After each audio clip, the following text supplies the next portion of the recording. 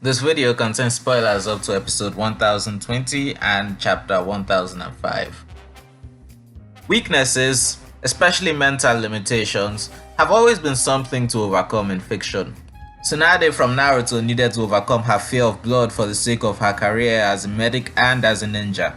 Shiki from Eden Zero had to change his view of friendship in response to the reality of the world. Or, well, the cosmos to be more accurate. But completely contrary to this, Sanji might have one of the most unique character progressions in One Piece, and it's because of how the narrative treats his philosophy of never hitting women. This is undoubtedly a limitation that makes him yet less useful in combat, and yet it's one he's been allowed to keep since his introduction. I'll admit that I didn't get it when I was watching One Piece for the first time. I thought for sure that Sanji would need to outgrow this limitation, that the narrative would force him to hit a woman eventually. But after thinking about it, I realized that that isn't what his philosophy is meant for. It's not a limitation he'll eventually have to overcome, but a philosophy he must live by, despite the difficulties, for the sake of his convictions. Really, it's not that different from Zoro's refusal to step back in his fight against Mihawk. Sanji needs to go through the story with his conviction intact, but Oda still uses this to draw a conflict out of Sanji's character because it's not about personal growth, but on relying on his crew's help to maintain that conviction. Everyone has something he can and cannot do. Those are the words Sanji spoke to Usopp in Eni's lobby. Yet, in this arc, Sanji loses against Khalifa, an opponent that really had no way to match up to his physical skill and combat prowess.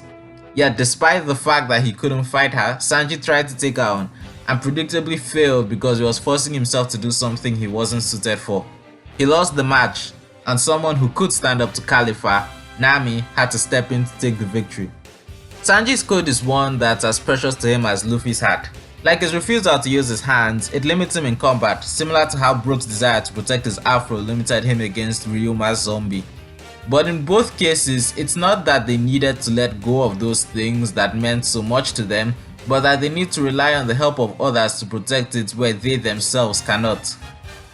And then we have Whole Cake Island, an arc where Sanji tries to take on the burden of his family's deal with Big Mom at the risk of everything all by himself. His hands are put at risk with the bombs placed on them, and he can't even properly protect Cosette from Niji because of the threat over Zeff's life. All this to protect those he cared for alone until he could hold out no longer and had to seek his crew's help.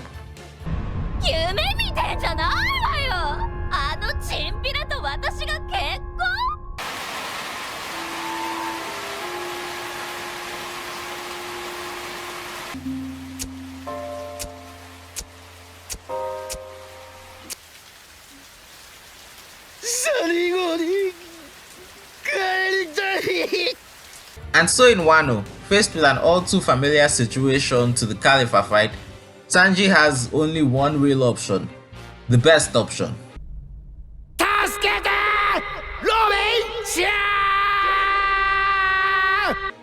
If you enjoyed this video, please leave a comment to appease the YouTube algorithm, hit the like button and subscribe for more content. Thank you and good day.